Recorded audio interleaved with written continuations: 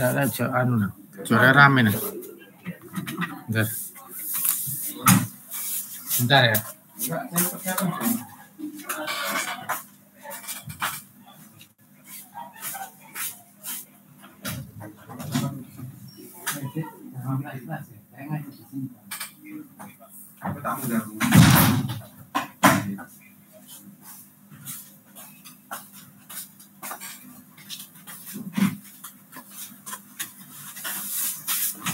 Nah, di sini ada penguat RF ya. Di mana tujuannya adalah menguatkan sinyal-sinyal yang diterima ini ya dari pemancar lain dan seterusnya itu dikuatkan. Tapi di sini ditambahkan suatu filter ya, filter BPF, ya, yaitu filter bandpass filter ya, filter BPF yang mana dia disetting pada frekuensi cutoff pada sinyal yang diinginkan ini, sehingga yang diterima di sini adalah sinyal yang diinginkan ya di sininya, kemudian dideteksi ya pakai detektor AM ya, dan dikuatkan lagi karena semua proses-proses yang masuk ke ini ke rangkaian-rangkaian ini punya amplitudo yang lebih kecil atau mengalami redaman ya, kemudian dikuatkan baru dikeraskan oleh speaker untuk sinyal yang diterima ya, dimana blok diagram ini terdiri dari RF amplifier, detektor, dan audio amplifier dengan penjelasan yang tadi sudah saya sampaikan ya. Radio receiver ya, kita bicara tentang radio receiver itu pertama kali untuk broadcast AM ya, untuk penerima AM ya disebut sebagai ini ya, tune radio frekuensi ya, tune radio frekuensi atau disingkat TRF ya, bagian receivernya namanya TRF. Ini lagi bahwa sinyal yang diterima antena biasanya sangat kecil ya, jadi itu cerita yang saya tadi, yang diterima antena itu sangat kecil, maka perlu adanya amplifier RF ya. Kemudian dari amplifier ini dia mempunyai low noise karakteristik, yaitu karakteristik yang sangat rendah ya, yang rendah dan harus ditune untuk menerima frekuensi carrier ya, dimana yang saya sampaikan tadi di sini di samping amplifier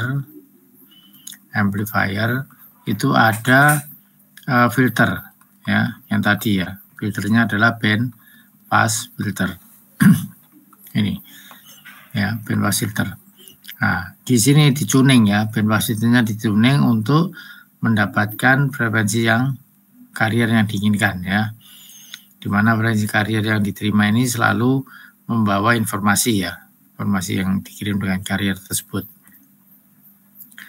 ya. Jadi di sini ada frekuensi carrier dan setband ini ya untuk menghindari interferensi dari stasiun lain ya tadi ya. Jadi filter di sini tujuannya adalah mentuning pada frekuensi carrier dan setband yang diinginkan, tujuannya untuk menghindari interferensi dari stasiun lain dan untuk meminimalkan noise yang diterima ini ya. Setelah mendapatkan penguatan yang cukup ya, jadi outputnya di sini setelah mendapat penguatan yang cukup maka diperlukan rangkaian detektor ini ya. Jadi ini dikuatkan supaya bisa untuk mendeteksi, supaya bisa untuk menjalankan rangkaian di detektor ini ya, levelnya biar mencukupi. Sehingga di detektor ini tujuannya adalah mendeteksi sinyal intelijen ini ya, dan dari frekuensi radio ya. Jadi artinya carrier tadi itu kan membawa frekuensi informasi atau frekuensi intelijen ya. Tujuannya detektor ini nanti memisahkan ya, carrier dengan sinyal intelijen, sehingga sinyal intelijennya nanti dilakukan pada di detektor ini melalui filter juga ya, filter LPF, sehingga yang keluar adalah sinyal informasinya saja yang dipilih oleh filter LPF.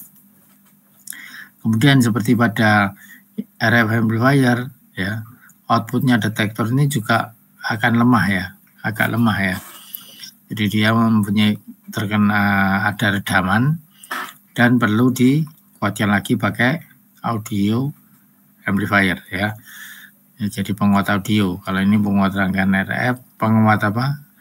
Frekuensi RF, frekuensi radio, yang ini frekuensi audio ya, sehingga bisa untuk menggerakkan speakernya, membran speakernya gitu ya. Setelah sinyal intelijen terdeteksi perlu dikuatkan tadi ya oleh penguat radio agar dapat menggerakkan membran ya, membran dari speaker ya. Jadi levelnya ini disesuaikan sehingga membran dari speaker ini akan bergerak sesuai dengan amplitudo yang keluar dari audio amplifier.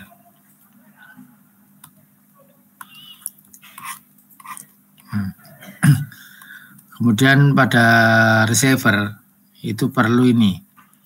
Pada receiver perlu adanya sensitivitas atau sensitivity ya, dan selectivity. Ini ya. Jadi untuk sensitivity dan selectivity itu diperlukan pada sebuah receiver ini. Ya. Di mana artinya untuk sensitivity dari sebuah receiver itu didefinisikan sebagai kemampuan untuk melakukan drive pada output transducer ya. Ya, jadi kalau dia selektif ya, kalau dia sensitif ya, itu berarti masih bisa menggerakkan membran speaker. Artinya penerima itu masih bisa menerima dengan sinyal yang agak lemah, sinyal dari pemancar diterima agak lemah, itu masih bisa diproses. Itu berarti sensitif ya. Nah, kapan menerima sinyal itu kecil dan besar itu tergantung dari jarak kan biasanya gitu ya. Semakin penerima radio ini semakin jauh dari pemancar, maka level sinyal yang diterima akan semakin kecil ya. Itu sampai jauh mana. Kalau sensitif berarti walaupun sinyal yang diterima kecil ya, yang diterima yang diterima receiver kecil, tapi tetap bisa diproses ini ya. Kemudian ada ini ya, untuk range sensitivitasnya untuk receiver komunikasi itu bervariasi ya, bisa mulai dari milivolt hingga sampai nanovolt ya, nanovolt sampai milivolt ya. Mulai level ini masih bisa diproses. Secara umum sinyal input harus lebih besar daripada noise ya. Jadi kalau dalam spektrum ini F, misalkan level ya, noise-nya berada di sini ya, noise-nya berada di sini, informasi sinyal yang diterima itu ya, sinyal yang diterima itu harus di atas ini, di atas ini. Nah, dengan sinyal yang di atas noise itu kecil tapi masih bisa memproses, itu berarti penerima radio itu bisa dikatakan sensitivitas ya, sensitif ya. Apalagi dia mempunyai sinyal yang diterima itu jauh lebih besar daripada noise, akan lebih jelas lagi atau lebih sensitif lagi. Ini ya.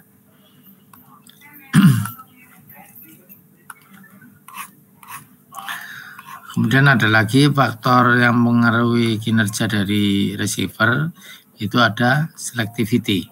Dia bisa menyeleksi dengan bagus pemancar A dan pemancar B melalui filternya itu ya. Jadi istilahnya enggak double gitu ya, enggak interferensi ya antara pemancar yang berdekatan ya.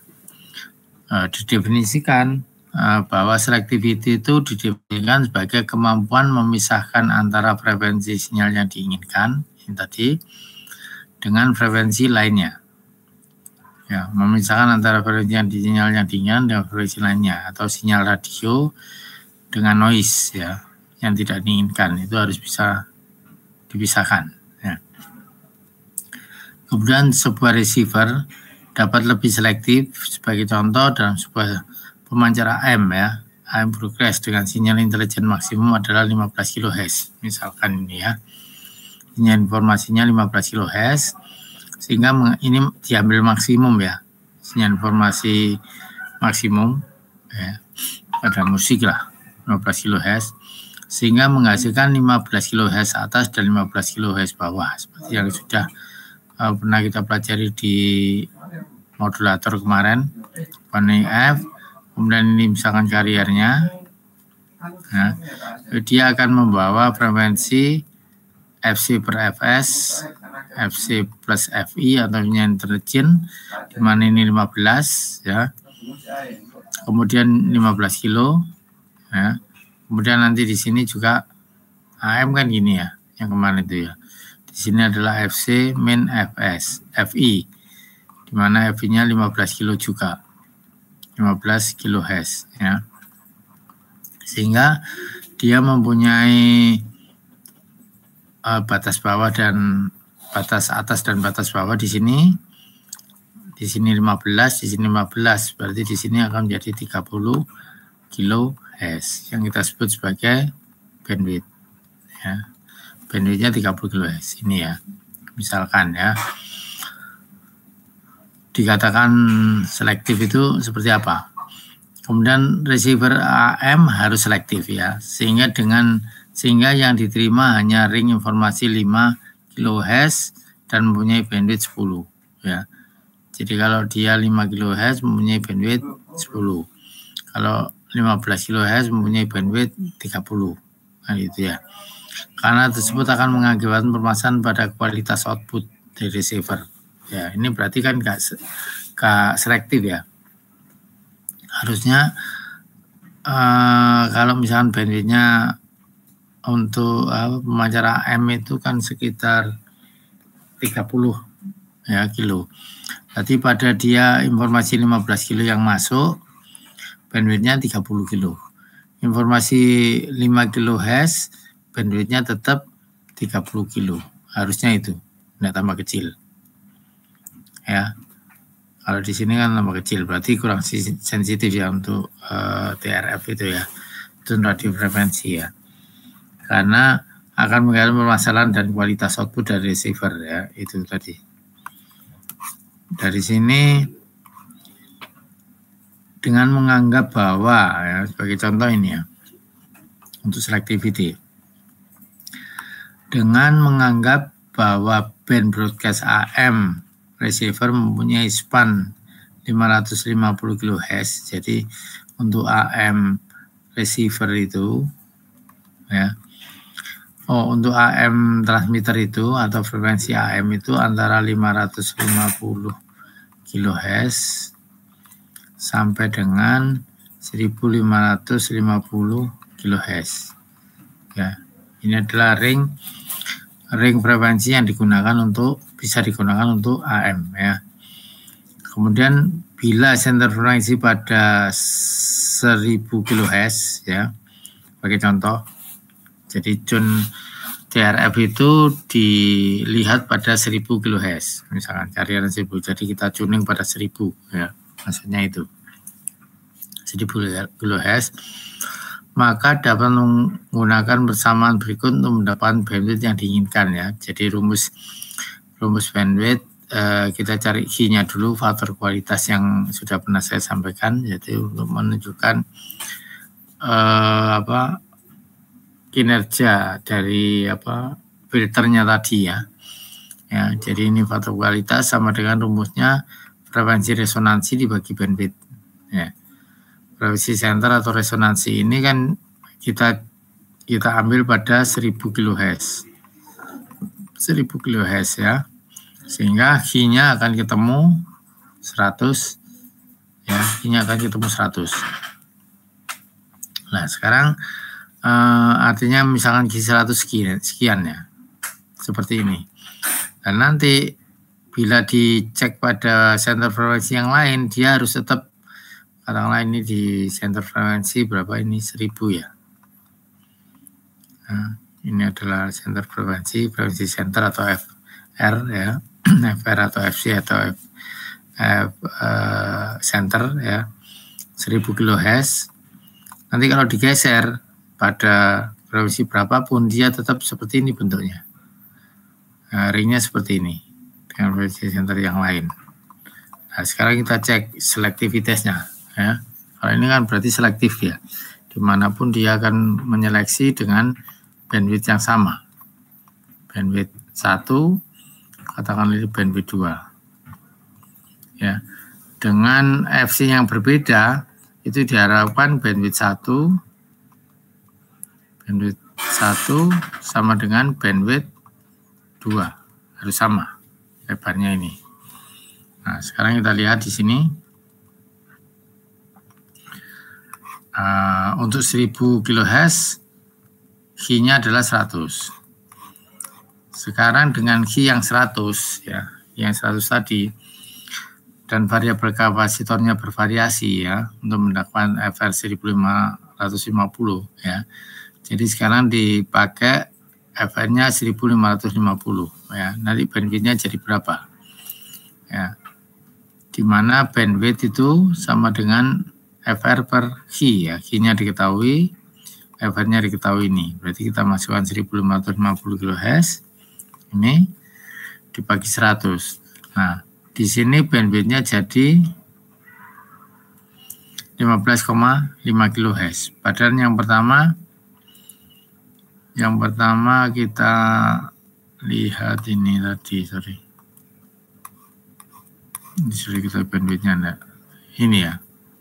Bandwidth-nya 10 kHz ya. Pada 1000 bandwidth-nya 10 kHz. Sekarang digeser pada frekuensi 1550 dengan Q ya.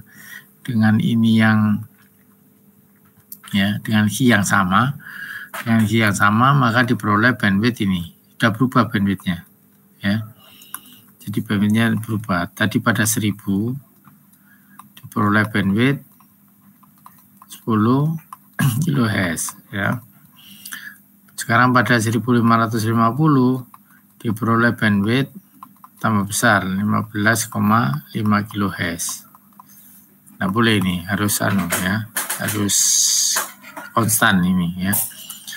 Nah, nanti kita coba di 550, nanti bandwidth-nya akan berkurang ya, akan sempit. Berarti dinyatakan tidak selektif ya.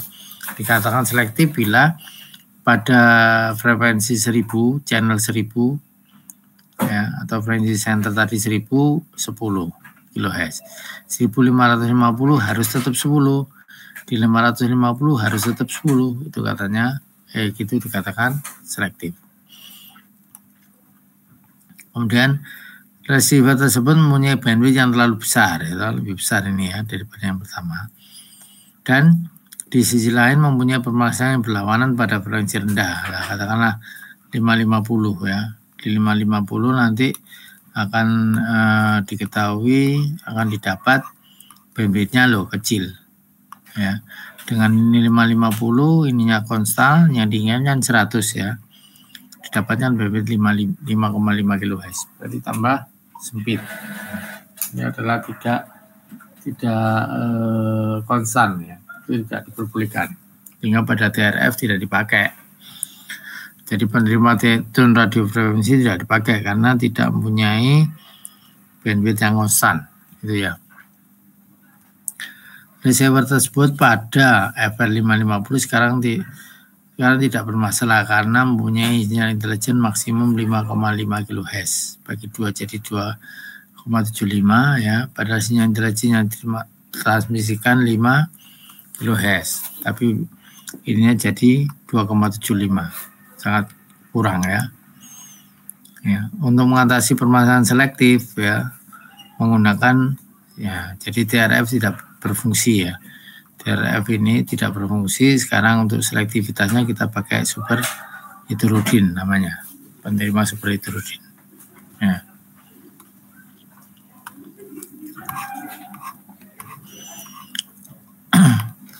Nah, ini sebagai contoh. Ada pertanyaan tentang ini, selectivity dan sensitivity? Silakan.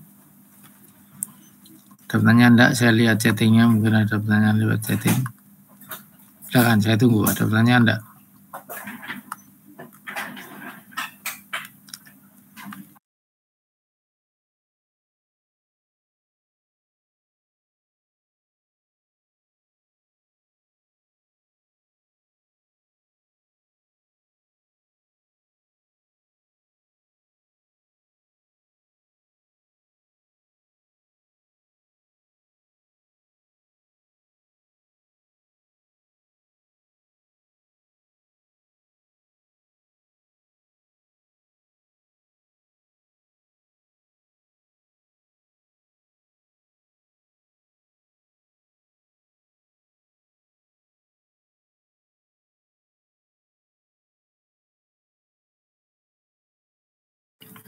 Baik, nggak ada, saya lanjutkan. Sekarang contoh lagi. Nah, data on itu saya on kan ya. Oh, iya. Contoh lagi ya. Jadi sebuah TRF receiver dirancang untuk rangkaian single tune ya, menggunakan induktor 10 microhenry. Analisis untuk menentukan kapasitansi dari variabel kapasitor ya, pada frekuensi 550 sampai 1550. Kemudian bandwidth ideal 10 kHz terjadi pada frekuensi 1100 kHz ya. Anda disuruh menentukan Q-nya. Berikut lagi Anda disuruh menentukan bandwidth receiver ya pada frekuensi ini dan ini ya. Nah, penyelesaiannya seperti ini ya. Yang pertama tadi ketahui FR ya 550, ini kapasitornya berapa. Ini ya, dihitung pakai rumus 1/2 pi akar RC, tinggal masukkan induktornya berapa, kapasitornya berapa, saya masukkan, frekuensi ini sudah tahu berapa ya, sehingga diperoleh 8,37 nanofarad.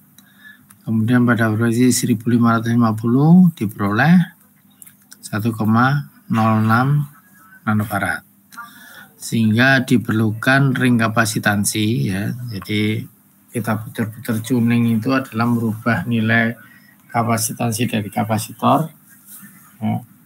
Jadi diharapkan untuk bandwidth yang 10 kHz tadi ya, itu diperoleh nilai kapasitornya sekian ya, 106 nanofarad hingga 8,37 nanofarad ya, supaya bisa diperoleh supaya mendapatkan tadi ya, kapasitas bandwidth yang diinginkan 10 kHz.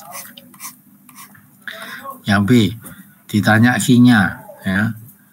Kalau ditanya Q-nya berarti di sini diketahui FR, ini FR ya, dibagi bandwidthnya diketahui ya, tinggal masukkan, ketemu 110 ini ya pada frekuensi 550, sedangkan pada frekuensi 1550 diperoleh bandwidth 14,1 kHz ya.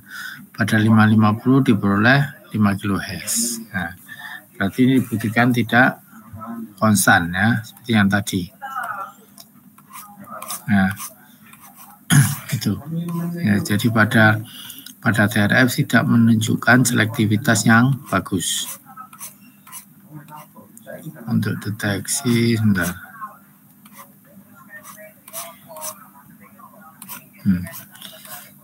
Oke, itu tadi TRF ya.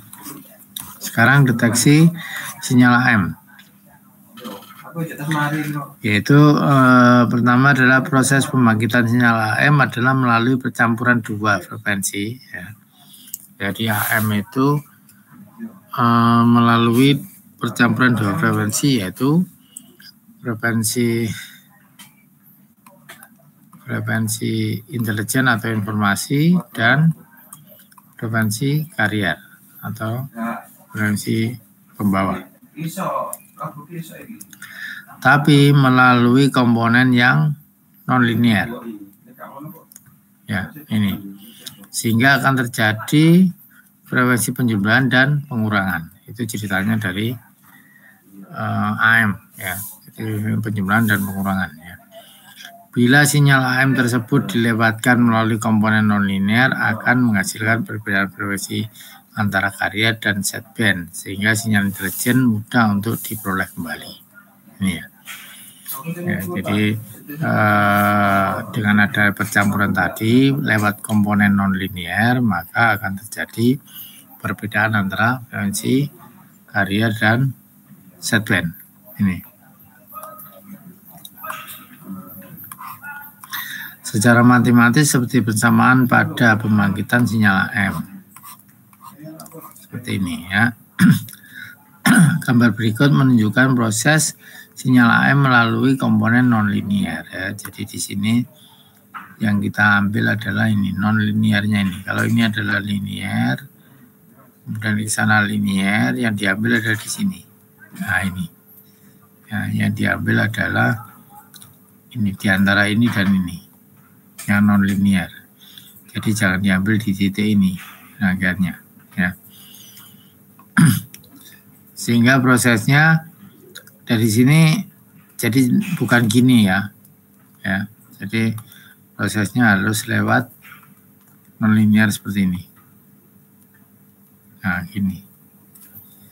Nah, dari sini misalkan ini ada untuk proses demodulasinya ya. Harus dilewatkan pada ini. Nah, dari sini ini ada sinyal AM ya. AM yang diterima, kemudian kalau dilewatkan pada ini ya seperti ini, kita ambil titik-titiknya ini, garis-garisnya ini, maka diperoleh seperti ini, sinyal yang separuhnya ini. Kemudian sinyal yang didapatkan ini ya, komponen dari komponen nonlinear didapatkan seperti ini, nanti ini dilewatkan filter, maka terjadi jas-jas, idealnya diperoleh nilai di tengahnya ini. Nah, ini informasinya. Ini maksudnya. Ya. Tapi kalau linear gini nggak akan terjadi proses ini. Gitu.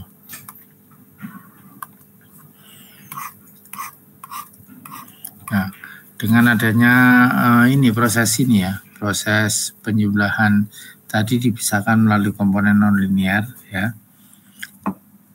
maka akan diperoleh ini ya. Bila input untuk komponen nonlinear ideal berupa sinyal carrier dan sideband akan menghasilkan ini. Frekuensi carrier ada, upper sideband, lower sideband, ya. Ini kemudian ada komponen DC, kemudian frekuensi berupa carrier min LSB, yaitu FC min FI, ya. Kemudian apa nah? Oke, dia cok lebar-lebar USB dikurangi carrier ya, carrier plus USB. Nah, ini juga jadi FC plus FI di USB-nya. Ini ya.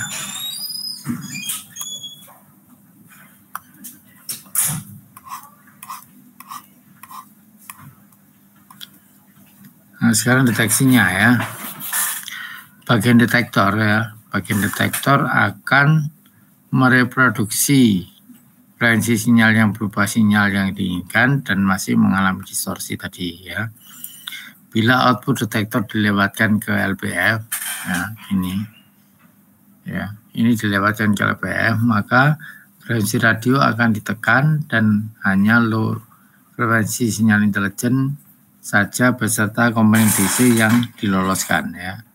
Jadi ini kalau dimasukkan ke filter, masukkan ke LPF, ya, nanti yang keluar adalah hanya informasinya saja. Ini diredam, ya.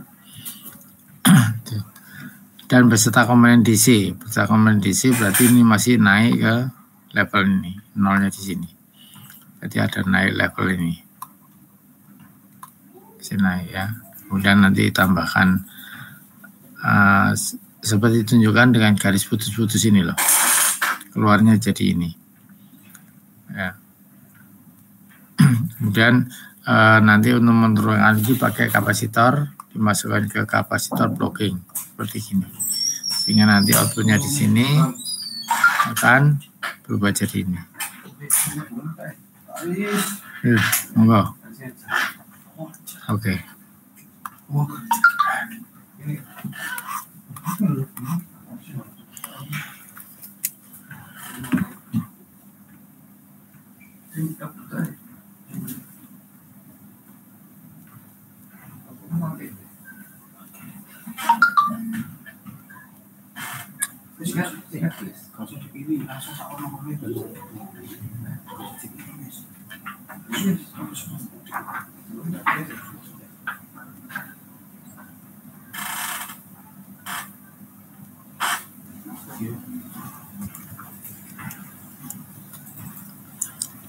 dalam prakteknya rangkaian detektor punya karakteristik seperti ini ya, berbentuk ideal ini.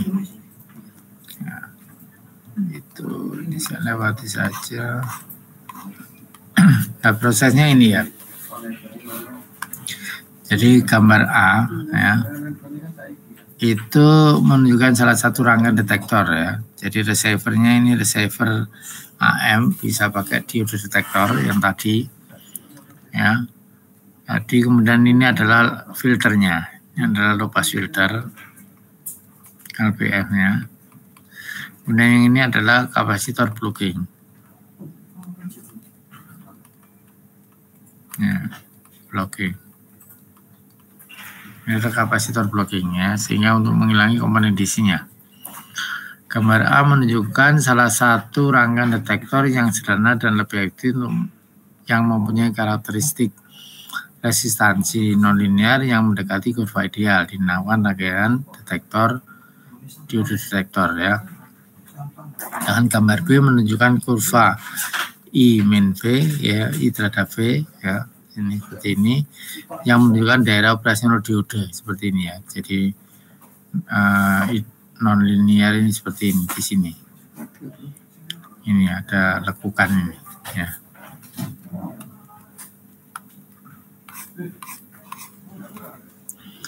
Pada gambar B ya. Jadi gambar B terlihat bahwa pada daerah low current menunjukkan bahwa output diode detektor mempunyai sinyal input yang rendah ya, dan berbentuk kurva square law ya. Ini pada amplitude sinyal input yang besar menempati daerah kurva linear sehingga menghasilkan output linear terhadap input ini. Pada gambar B terlihat keadaan linear non linear terjadi pada daerah negatif inilah. Nah, di sini non linear ya. Tuh. Nah, ini pakai diode detektor ya. Sinyal termodulasi amplitudo diberikan ke rangkaian tertala ya. Jadi sinyal modulasi amplitudo yang tadi seperti gini. Oh, seperti ini sudah ada ya. Ini masuk ke ini. Jadi ini ya. Seperti ini ya. Seperti ini masuk ke LC1 ya.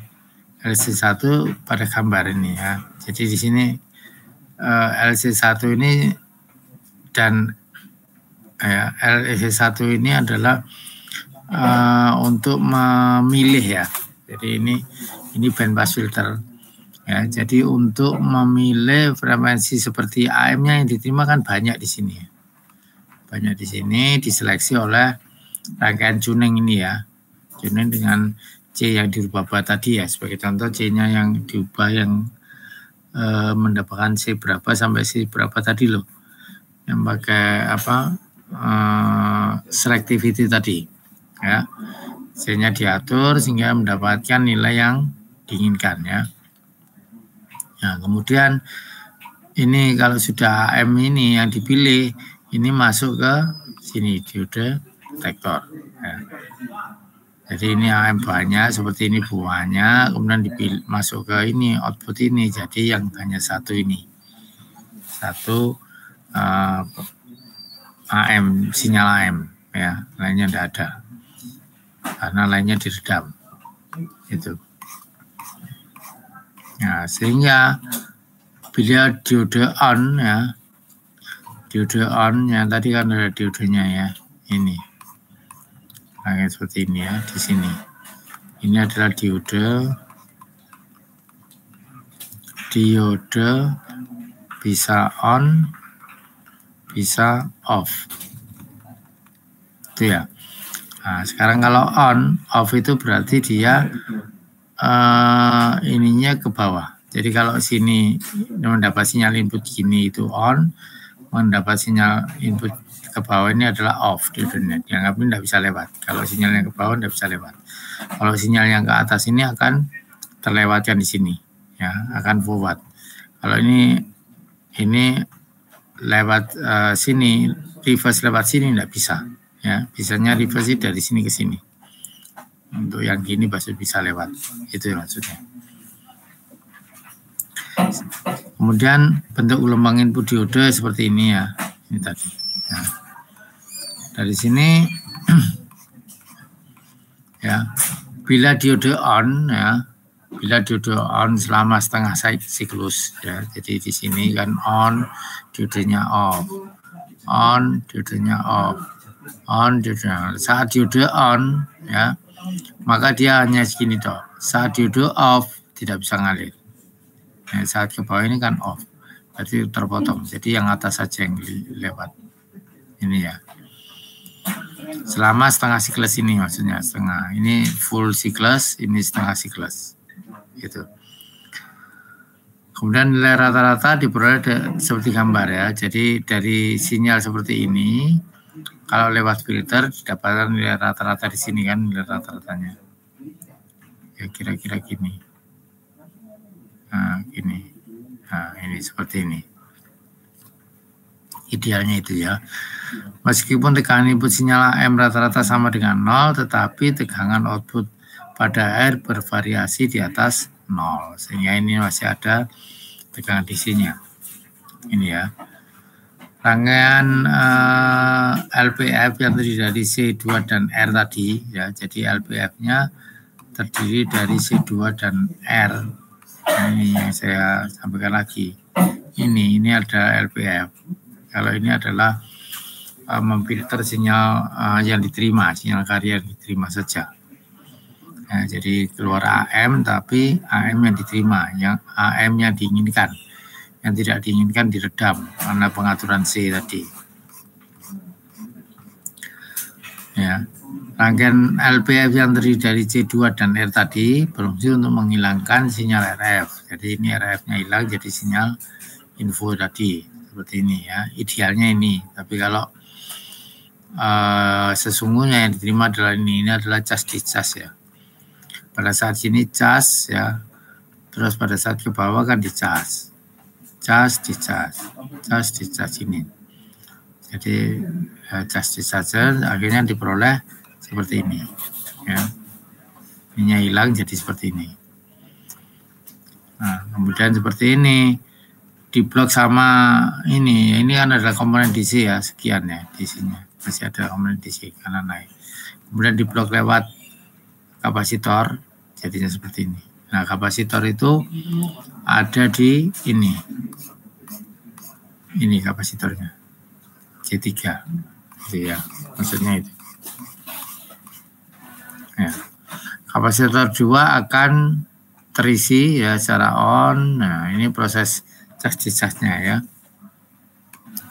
C2 terisi secara on ya. Kemudian pada saat reverse dia akan buang muatan. Isi lagi buang muatan gitu terus ya. Nah, kemudian tapi akan membuang discharge secara pelan-pelan melalui resistor R ya. Jadi pada saat ini positif tadi kan gini ya. Nah, kan tadi gini ya. Tadi gini ya. Sorry. Gambarnya gimana? Tadi gini. Nah, gambarnya gini, terus ini putus. Terus bagian gini. Nah, gini tadi ya. Nah, ini saat ini naik, ini ke sini. Ngisi kapasitor. Saat ini tidak ada ya, kapasitor membuang muatan ke air. Saat ini naik ngisi, saatnya turun dan seterusnya ya. Nah, kemudian sehingga akan diperoleh di tadi cas ini yang tadi. Nah, ini yang bentuknya gini ya. Nah, kemudian diblokir sama kapasitor ini sehingga ini turun jadi seperti gini. Nah, misalkan contoh tadi, nah, pas 0. Nilai R dan C2 akan yang sesuai akan menghasilkan sinyal output yang mirip dengan frekuensi intelijen. Jadi kalau ini sesuai, nanti diperoleh mirip dengan sinyal intelijen yang ininya halus, gitu. Itu ya. Kemudian output yang disepakati oleh komponen C2 ini berjalan ya. C2 merupakan tegangan peak sinyal termodulasi Carrier dan yang mempunyai variasi seperti gambar F. Nah, ini tadi ya. Karena ini sering dinamakan detektor envelope, hanya nama. Komendisi yang dihasilkan oleh rangkaian detektor envelope dilengkapi menggunakan kapasitor C3 ini yang sudah saya ceritakan tadi ya, sehingga menghasilkan tekanan AC seperti gambar di G ya. Gambar G berarti ini di sini tidak saya gambar G berarti ini seperti ini ya, itu ya.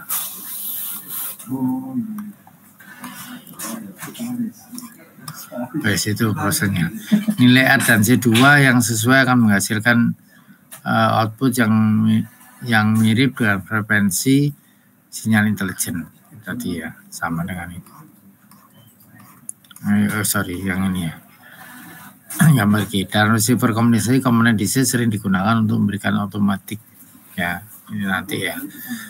Jadi DC-nya masih berfungsi untuk memberikan otomatik gain ya. Otomatik gain itu kalau sinyalnya rendah ya, komponen DC-nya tinggi, komponen DC-nya rendah, maka dia mempunyai gain yang besar supaya sinyal yang diterima bisa dinaikkan ya. Tapi kalau informasinya DC-nya besar, DC-nya kan naik turun ya.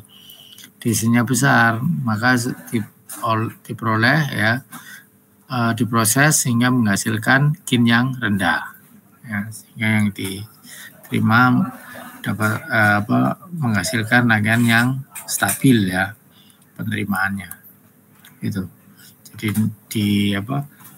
penerima AM itu tidak keras dan lemah, keras lemah enggak ya.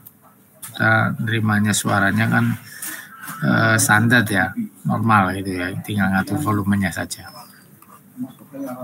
Itu. Baik, itu cerita dari diode detektor. Kita dari receiver AM menggunakan diode detektor yang merupakan komponen non linear. Ya, ada pertanyaan tentang ini? Silakan. Minggu depan kita lanjutkan yang ini ya. Jadi deteksi AM ya. Baik, ada pertanyaan? Silakan. Ada. Ini ya sudah saya kirim ya modulnya ini. Halo.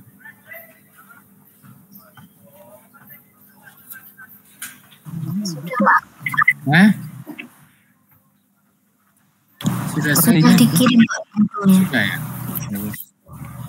Harus dipelajari lagi. Terus ada pertanyaan enggak? Enggak ada. Cukup ya. Saat ini belum, Pak. Kenapa? Saat ini